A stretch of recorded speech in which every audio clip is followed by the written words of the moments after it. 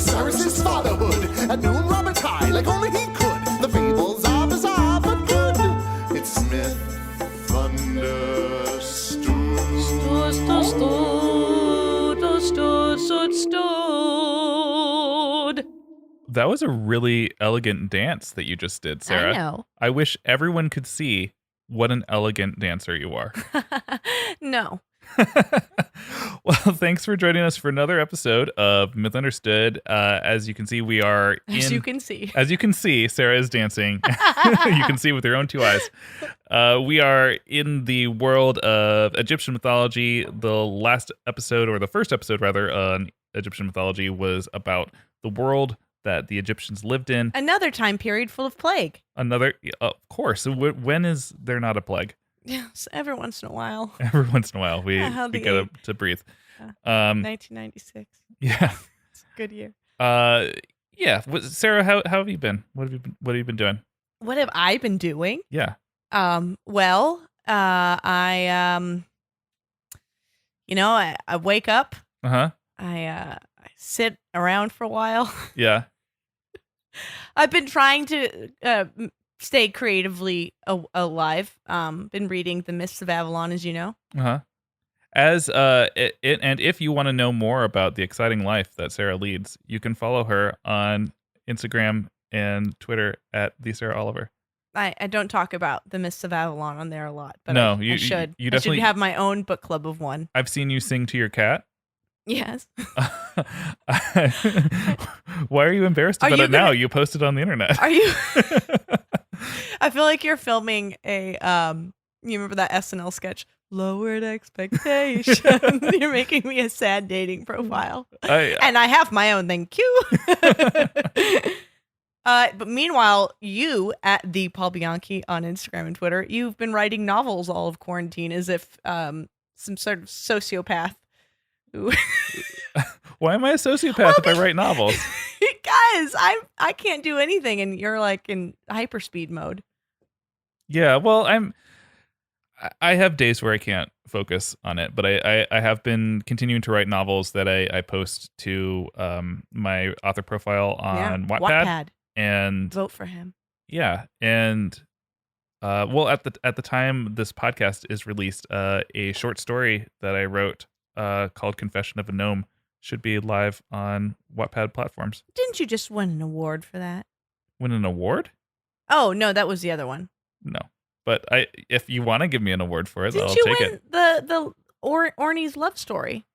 Win the Orny's? No, it got accepted into to be published into this online platform. That's an award. It's an award to be chosen to be put in a compendium of stories. And now let's talk about our goals together for the future. We've both watched separately and one episode together, The Floor is Lava. Oh, yes. So that's the real dream. After the real dream. Quarantine. Sarah and I would like to be on an episode of The Floor is Lava. Yes. We are both very good at jumping. I'm very agile. I have a good, what is it? When you can like see where you're going to jump. You can judge distance very well. There you go. Okay. I was wondering what you mean. I can do that thing where you like see. And you've got upper body strength, which is really helpful. We just need a third. Yeah, we need to complete the triad. What is the last? We need someone who is impervious to slipping. Yes, I guess a grippy. Uh-huh. Yeah. So I'm gonna just like dive into today's episode of Egyptian mythology. Hell yeah. And as I did when I was tackling Greek mythology, I was like, okay, this is the world they live in. Yep. Now let's go into origin myths. And I think you did the same thing with Norse. You were just like, all right, let's create this tree of life. Let's go. Oh boy. What a thing to grapple with. At least this is, sort of less. What are you going to say? Because it's not true, whatever you're saying. Oh, really? What lies about to spout in my mouth? Okay. I'm saying it's less like complicated to comprehend, isn't it? I mean, Yggdrasil was a tree that held up 9 planets, and it was pretty weird. Yes, I would say objectively, this is less weird. To just like imagine in your mind. But I feel in your mind's eye. I feel like the origin myths of both Greek and Norse mythology are more concrete than Oh. what we have on Egyptian mythology. Remember, this is old as shit. Tale as old as time. A tale as old as shit. And it's and not only that, it's like it's such a huge, expansive area. Like I sort of think that like maybe I don't know, I might be very wrong about this, but my idea of like the Norse is that they were sort of a more concentrated populace than the amount of people that lived in Upper and Lower Egypt and like were creating their own mythologies in like little pockets all around. Okay. Might be wrong about that. I mean, I don't know. I feel like the Vikings really traveled around a lot. but Sure. I guess you're. They all came back to the same lodge though, in my head. Yeah, the same Holiday Inn. Yeah. I saw that episode of Gargoyles where they met Odin. That's where they all lived in my The head. Holiday Inn. In the Holiday Inn.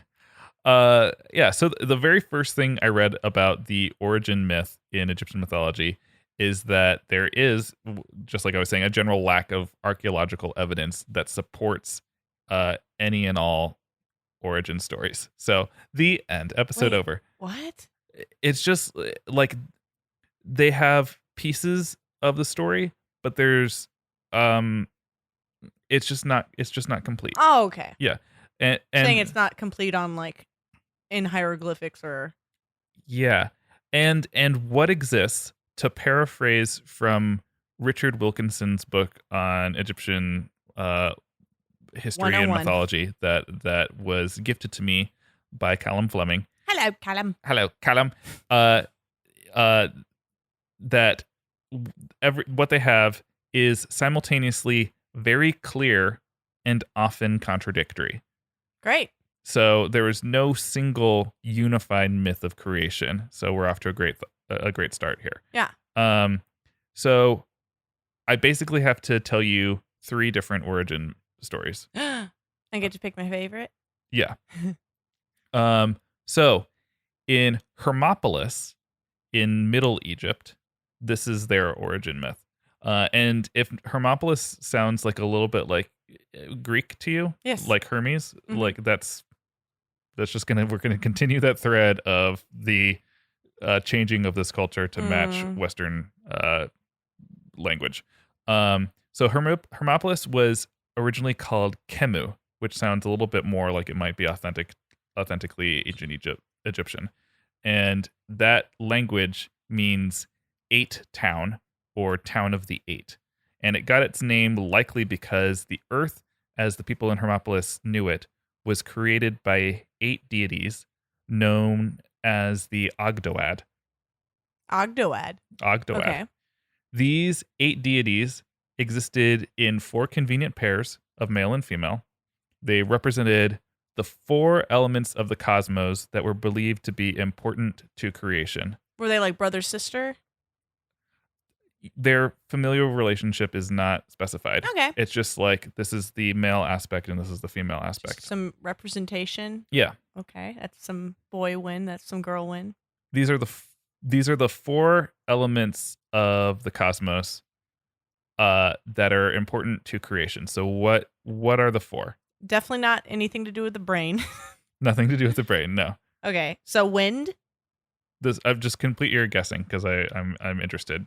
These are like Just like things that these 4 elements. Let's go.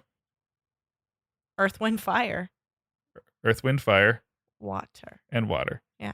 You got one of them right. fire, Water. water. Okay, yep. So first we have Nun and Naunet. They were the deities of water. Nailed it. Next we have Kek and Koket, and they were the deities of darkness. Ooh, oh yeah, they are so emo. I love it. Next we have He. It's Heh. Heh. And Hohet, and they were infinity. Ooh, forever darkness. And then Amun and Almanet, hiddenness, the unseen. Okay. So these guys were like out there, This right? is like, yeah, My Chemical Romance. Yeah. In other parts of Egypt, these elements are just regarded as elements. But as I mentioned before, in Hermopolis, they are fully worshipped male and female deities. Great. Hence, the previously mentioned contradictions of like, okay, yeah. They they were all parents to the sun god.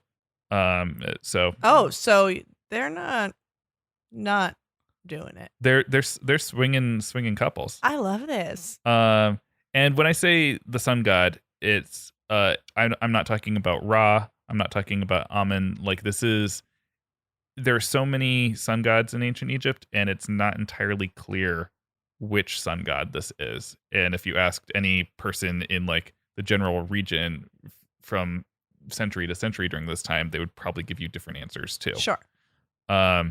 So these four swinging couples are just like existing in the cosmos, Yes. having a night. Yes. Nanette, I'm so glad you're here. Hey. Heh.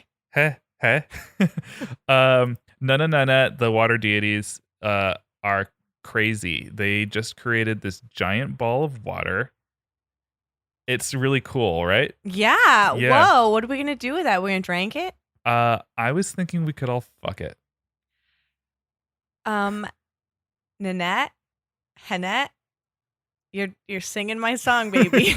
Yeah, so that's not exactly I'm editorializing here, but the Nun and Nanette create this water together. He uses his male entity, she uses her female aspect. They create this ball of water together. So they basically fuck this water into existence. Got a water, baby. And then the other three couples were like, well, we want to contribute our essences to this too. Can we squat in your ball of water? Yeah. So they make it a group project, and like all group projects, somebody doesn't participate. Yeah. So it's really only 7 of the 8 of them made the sun. Heh is over there just making sandwiches. Mm-hmm. So they all get together though, and they rise primordial earth from this water. So wait, how does the gods of darkness feel about that? They're like, whoops. What do you mean? Aren't they the elements of darkness? Yeah. You don't want the sun. Well, yeah, but I don't know. I from dark comes light. Is that a thing? No. It sounds like a phrase.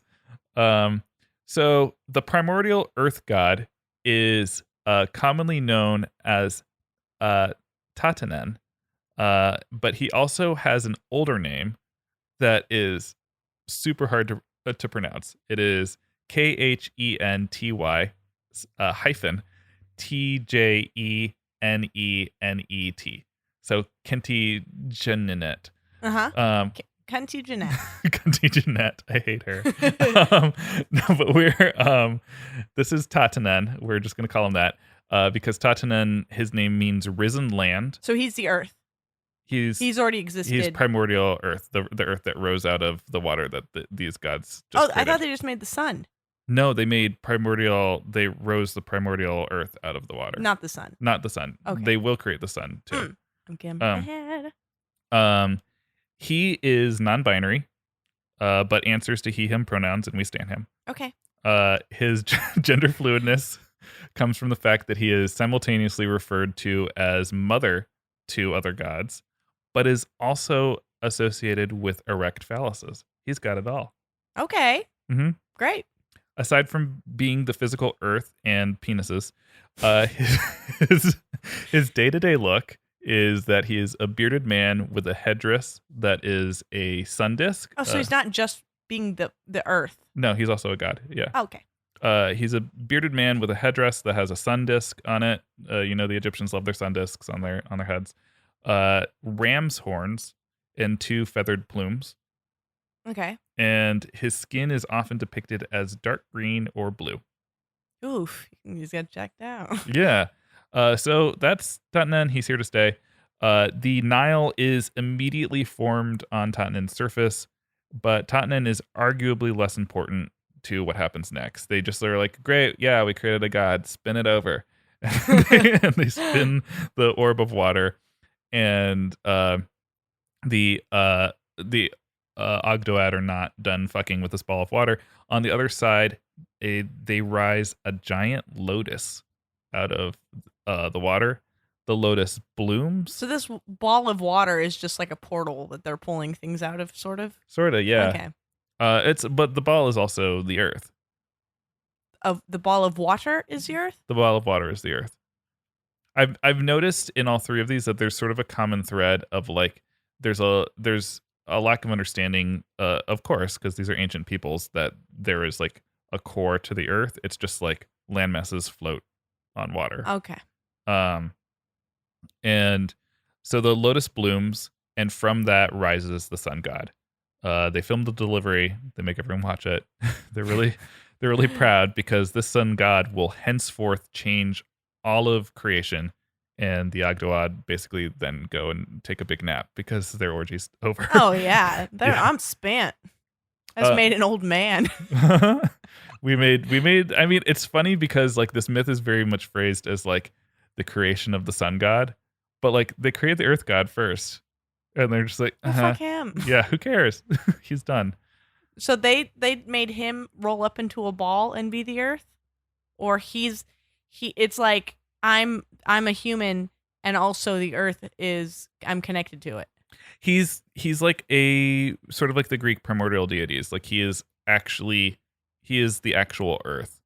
So if I were to like kill him, earth would crumble. Earth would crumble. Yeah. Okay. He's like Gaia that way. Okay. So that's basically it for the Hermopolitan creation story. So Yeah, big orgy. Sun, earth, water. What more do you need? Already more fun than the Bible. Yeah. So that was as it was a Hermopolitan view. We're now on to the Heliopolitan view, which has. Call me when it gets cosmopolitan. Thank you, Samantha. And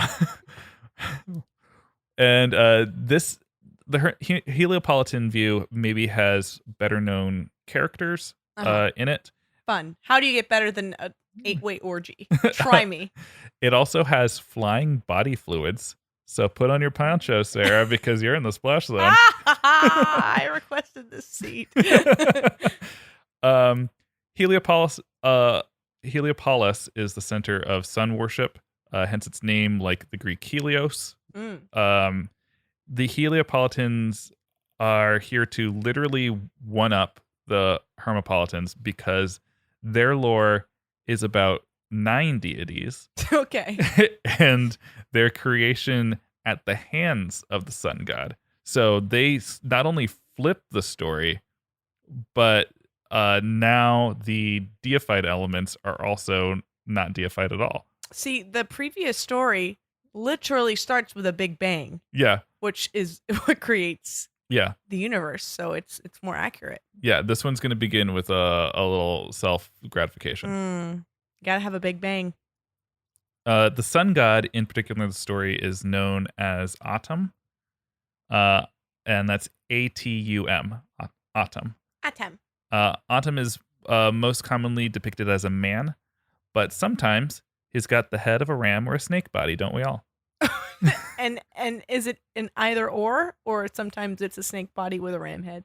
I've not seen both at the same time. Okay. It's an either or. Okay. I've seen like in the book, there's a drawing of him as a snake person, and it's sort of that particular illustration is very much like, how old were you when you drew this? It's just like it's sort of like his head is turned and he's smiling and he's like pointing to something. Like, Wait, he has arms even though he's a snake? oh yeah, snake body, but mermaid style. Got it. Not mermaid style, like snake What? all the way up to face. Excuse me. But human arms. It's not his most popular form. He's mostly seen as like a regular looking human. Okay. Atum. He wears the crown of both Upper and Lower Egypt. Are you familiar with the crown? It's a great show. The crown of Upper Egypt is called Hajet. It is white and sort of conical, but like conical, like it looks like Good God. Don't describe it to me. I'll Google it later. a little bit like a bowling pin, Jesus. or sort of like the tip of a condom. but like in the best way because it's not unattractive. Like, Are you looking at a picture of it no, that's my like what I wrote in my notes to like to tell me what to it looks like? Yeah, so because like it's bowling pin it's a with a podcast, condom. Sarah. No one can see you dance. Everyone can Google it. The crown of Lower Egypt is Deshret. It is red, and it sort of looks like a shoehorn, and with like an unfurled like birthday kazoo, or like a butterfly tongue coming out of it.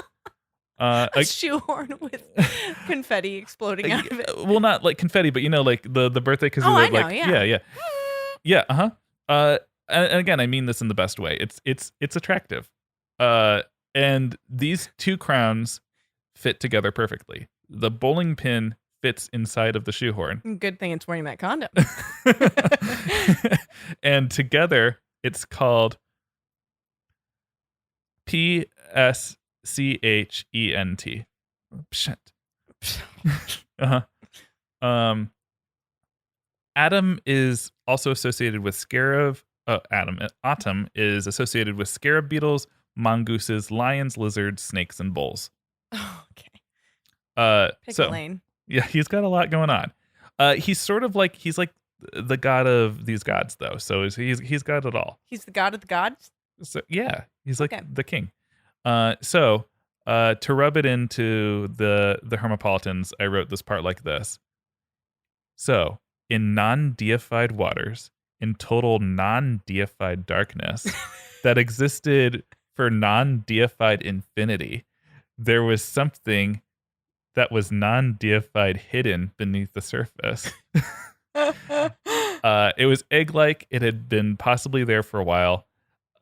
These waters rose and flooded. I got very stuck on, I get stuck on the details. How could it possibly flood if it's just water? Because water can't flood itself, right? So you're saying there's no storms at this time? I just mean that if there's only water and a flood is water, You can flood the plains. Sure, but there are no plains. It's just water. Oh, If water I see what you're surges, saying. it's like. But there's a cave? There's no cave. There's just an egg beneath this water. I guess in my mind's eye, I saw it hidden in a little cute cartoon cave. No, there's only an egg in water right now. That's stupid. And so these flood waters. I just You make a valid point. I made a very incredulous face right then. Mhm. Stirred up the previously undisturbed egg, and from it emerged Autumn. Where'd the egg come from?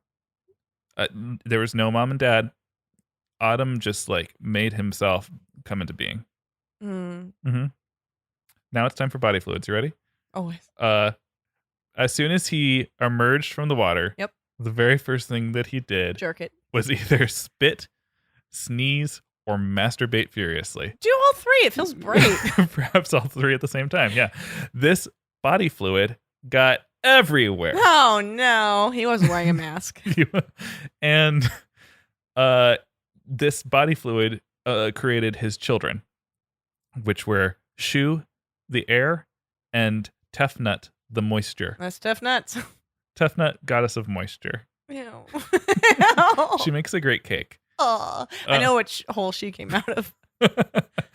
I'm moist. Shu's name means either he who rises up, or it's a burn. His name might just mean emptiness. I mean, he got his brain removed already. Yeah. He is not only god of air, but also sunlight, which is like, totally a separate thing from the sun. Yeah. Yeah. Yeah. Well, I mean, the solar flares Mhm. are what disturb our satellites and give us skin cancer. Mm-hmm. He is often seen as a human man wearing a single feather, but you'll never guess where. On his head. And also sometimes he's a lion. Oh, so far he's the coolest shapeshifter. The lion form comes in handy because Tefnut is most frequently depicted as a lioness or a furry with the face of a lioness. She is the first of many cat lady goddesses. These are just going to keep Yes. arriving. She also often has a snake balanced on her head, sort of like a dog, like when you put like the treat on their head and they're about to like do the trick where they snap it out of the air. And sometimes she's just like referenced as a snake, like just like chilling on the end of a staff. She's got that stupid snake dick too. In certain hieroglyphics, her name appears spelled as an image of parted lips and then like moisture beads. Oh, Because she was so cool for a second. Oh. Yeah. I mean, she's basically like, She's the goddess of COVID. you can spell her in emojis, I bet. What do you mean? Like you could probably put lips and like the water droplets next to each other and you'd spell tough nut in ancient hieroglyphics. You would actually summon her, which is a bad time to summon her. Yeah. I mean, couldn't we all deal with some moisture? No, that's what we're supposed to avoid. Oh, that's right. The iconography of a pair of lions in any form is associated with Shu and Tefnut because they are sometimes said to have been born as a pair of lion cubs. Cute. Mm-hmm. Like most god siblings, Shu and Tefnut decide to get it on. Ew. Well, they have no choice at this They have no point. choice. Yeah, there's just their dad and them. Mm-hmm. And their dad's super weird. He keeps masturbating furiously and sneezing when he comes. Uh-huh. And there's no earth yet, you know. It's just air and moisture and water. And water, really? Yeah. And the sun. Ouch. So there's no earth yet? There's no earth yet. Eugh. It's time to create it. Yeah. So they give birth to another boy and another girl, and these two siblings are named Geb and Nut. You're gonna love Nut though. She's awesome. Okay. Nut is the goddess of the sky. She's also called the mistress of heaven. Nut has a wacky relationship with her father because she is, I forgot, I needed to describe these things visually to you. She is frequently depicted being held up in the air by Shu like they're performing in Cirque du Soleil, or in pro wrestling like he's giving her a military press slam. He seems to, in all of these depictions I've seen, grab her by a singular bare breast. No, Dad, no. And her crotch. Oh. I mean, if you're lifting someone up like that, you gotta like get them right in the middle of the chest and like get my sternum and under my thigh. Okay. Well, he's not doing that. he's too busy. When she's not naked, she wears a fantastic show-stopping gown that looks like the night sky. It's black and blue and purple and covered in stars. Ooh, work, girl. She is also sometimes shown with wings in shades of red, blue, gold, and green. Yeah, I do like her. Now to ruin her. Oh, Her animal form is that of a sow, a female pig. Or sometimes she's cute. And sometimes she's a cow. Thus, Nut is occasionally referred to as the sky cow or the sky sow. I still think that's cute. Geb is Nut's paramour. He is the earth. He sometimes coexists with aforementioned Tatanan, the non-binary earth god. Okay, so they accept him in the middle. It depends on where you are in or Egypt east. and what time. So sometimes they hang out together. Sometimes they even do each other. Yeah. But other times Geb takes Tatanem's place entirely. Well, he's an old man. He wants to walk around his own body. Yeah. Uh-huh. Yeah. So Geb lies on the ground beneath Shu as Shu holds up Nut. And he is sometimes depicted as having green skin. Because what's Shu again? Shu is the air. Oh, okay. So it's earth, air, sky. Mm-hmm. And you'll see that sort of triptych represented often. Geb lies on the ground as Shu holds up Nut. He has green skin, and he's depicted as being covered in fields of grain. Like you'll find pictures of his like the outline of his body, and then like the hieroglyphic for grain will just be like printed multiple times all over his body. It's like his pubes. If his pubes covered his entire body. Okay. He's also drawn often with a massive erection shooting up into the sky. Hell yeah. What's that supposed to be, a tree? Nope, it's supposed to be his dick. It's just the union between him and Nut the sky. as Nut is just like downward dogging on top of him. Okay. Yeah. So, You but got- remember the dad's standing in the middle. Oh, Dad, you're making it weirder than it already is. Mm-hmm. So, because there is crossover in stories with the Greeks and the Egyptians, Who gets castrated? Tell me.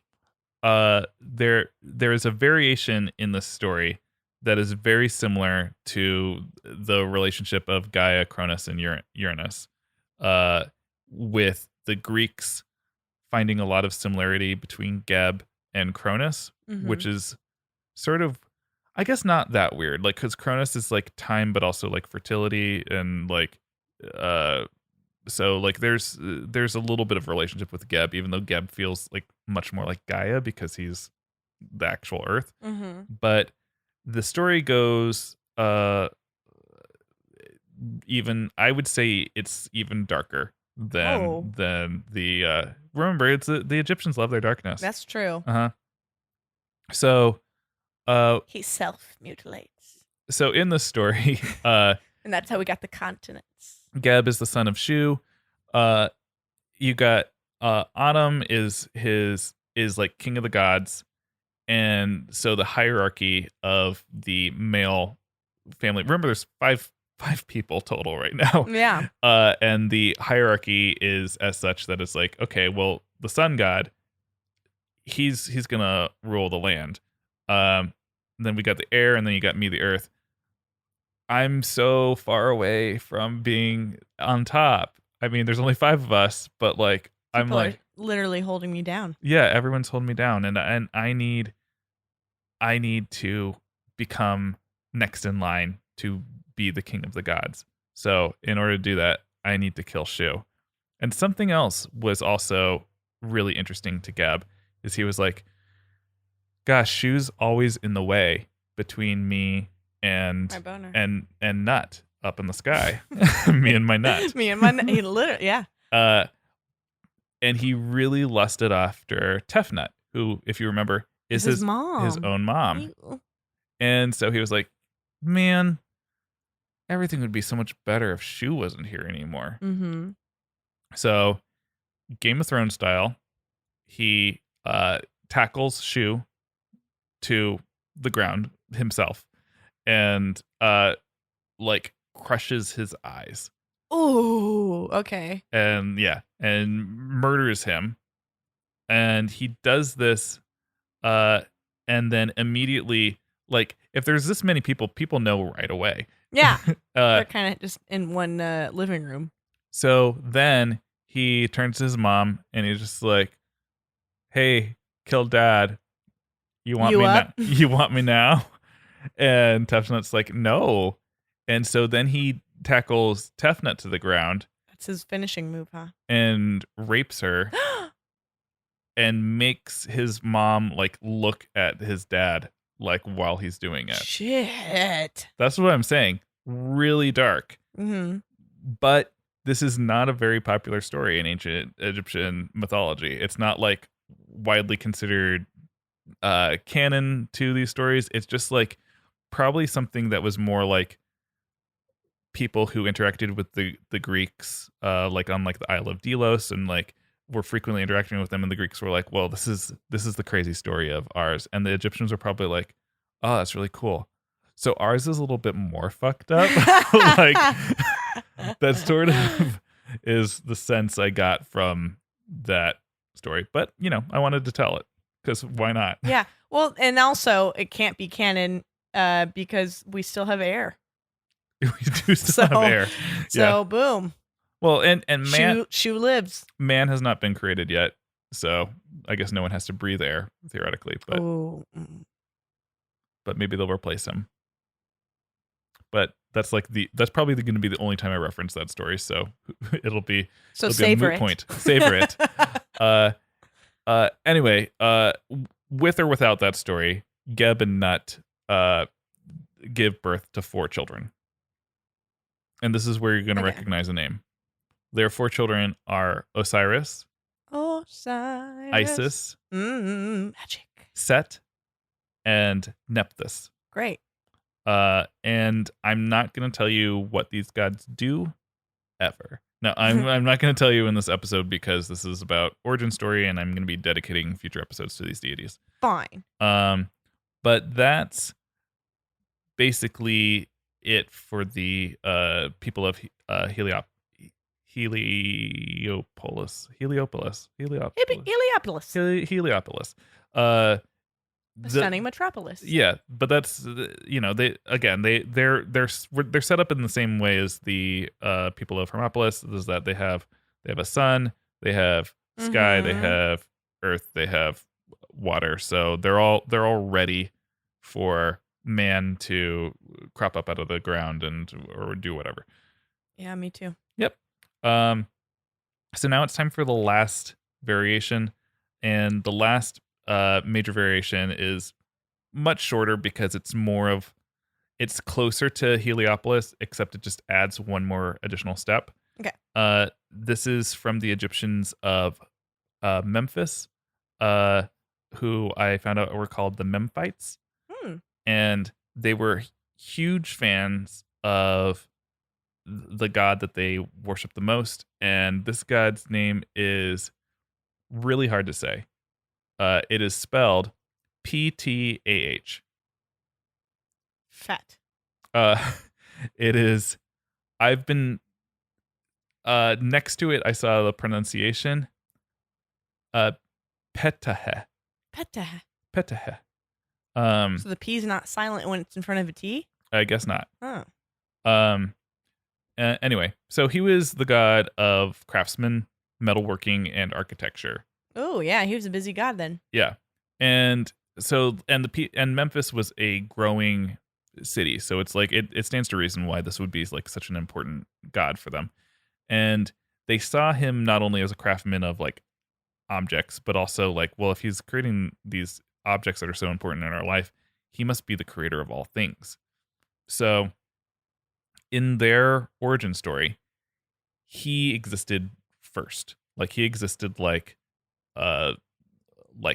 solo god. He just existed. And then the universe, he was like, I'm just gonna create and he sneezed, the cosmos. He sneezed, jizzed, and farted at the same time. Made but he's seen much more as like a craftsman. So it's like he built it out of his jizz. And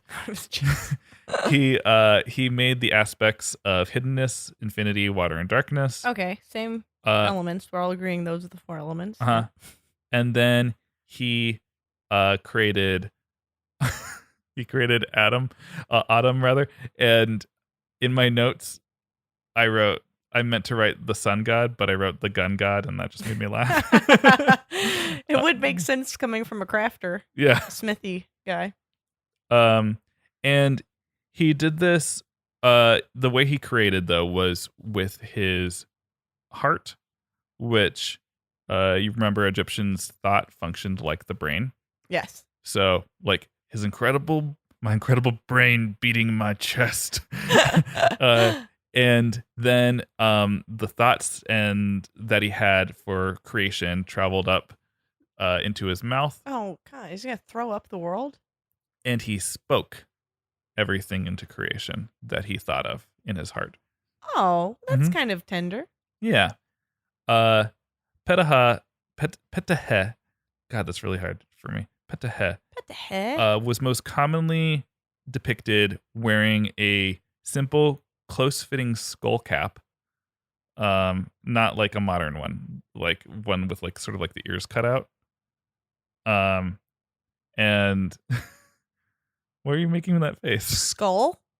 Yeah, like a very tight-fitting hat. Oh, not like it has a skull. No, like a swim cap. Oh, okay. And he just was a man. No real like known animal forms for the most part, and he is usually depicted with a staff that is topped with an ankh. And, you know, we're all familiar with ankhs because people like wearing them in their jewelry or getting tattoos of them. What? It's that symbol that looks like a cross, but it's topped, like, instead of it being a straight up and down cross, it's like a circle at the top. Yes. And that is the ancient Egyptian symbol for life. Okay. and it would be that, and then it would sit on top of the Jed, which is the symbol of stability. Oh, And a stable life. yeah, That's all I've ever wanted. That's what he offers there in Memphis. Oh, So and that's where I'm headed, baby. So those are the. It's not Graceland. And so those are the three major variations of the origin myths. I liked the last one the best. It was the least concerning. The least concerning. Well, but it's that tacked on to what happened with. Oh, there still was an orgy? There was no orgy in the Memphite version, but there was still the Autumn emerging from the water and Sneeze Oh, splooging really? and creating Wait, but his he children. spoke it into creation. So why did he have to say, now what I want is for a big bottle of water and I want a little egg in there. And then when this guy comes out, he's just gonna. Yeah, but there's still free will. So it's like he creates he's like, okay, I want the water, I want the egg, I want these aspects, and I want Autumn to be born. And then from there, it's like, then Autumn is like, thanks for speaking me into existence, Dad. Sploosh. Yikes. Okay. So maybe the 8-way orgy was the calmest of all the versions. Yeah, the 8-way orgy is there's a sweetness to it. Yeah. Yeah. And it makes Tetaken, who I like him. He's just a nice guy. Yeah, he seems good. Yeah. Cool. I enjoyed that. That's all new information to me, friend. Yeah. And do as I talked about on the first episode when I said, do you know the names of any gods? I said, you said Ra, but I know, like, as soon as I said Osiris and Isis, you're like, oh, I know them too, Yeah. right? Yeah. Okay. Oh, I know them. We go back. Well, perfect. Yes, I am.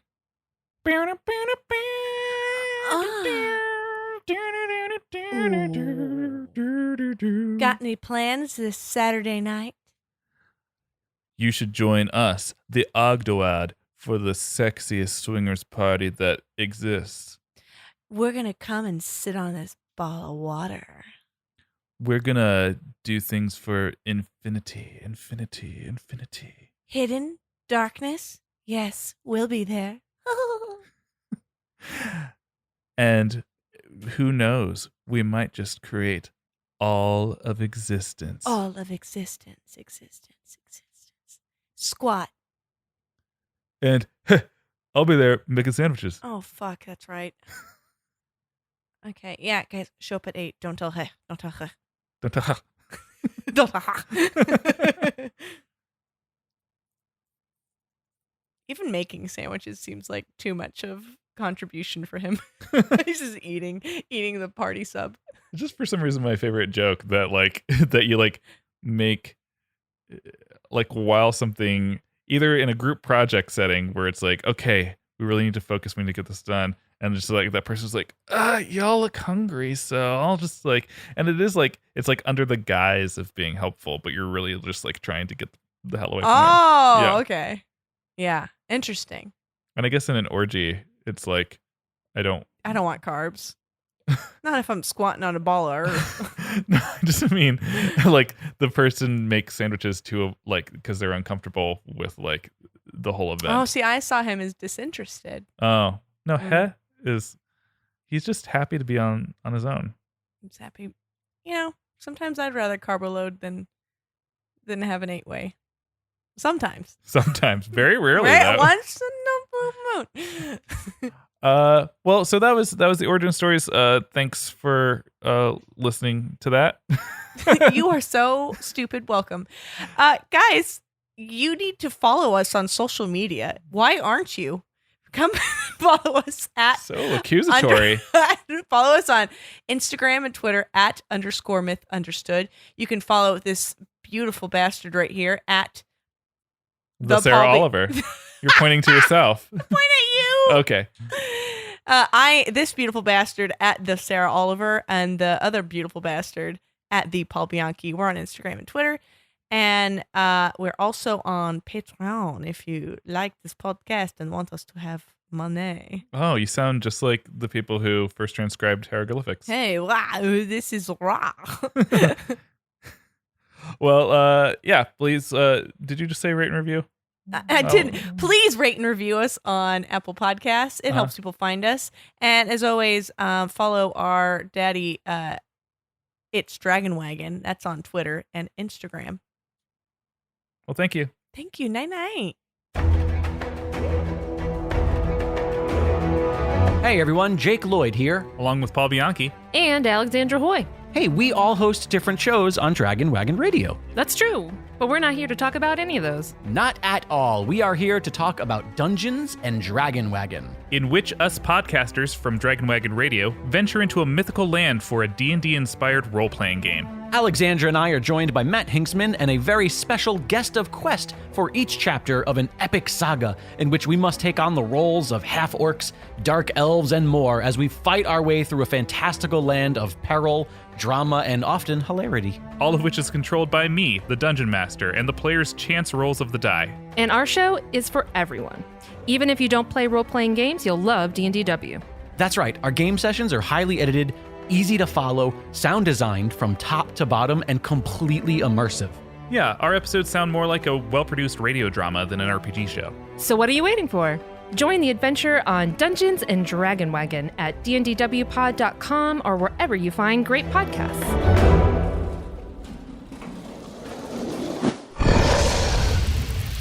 It's Dragon Wagon.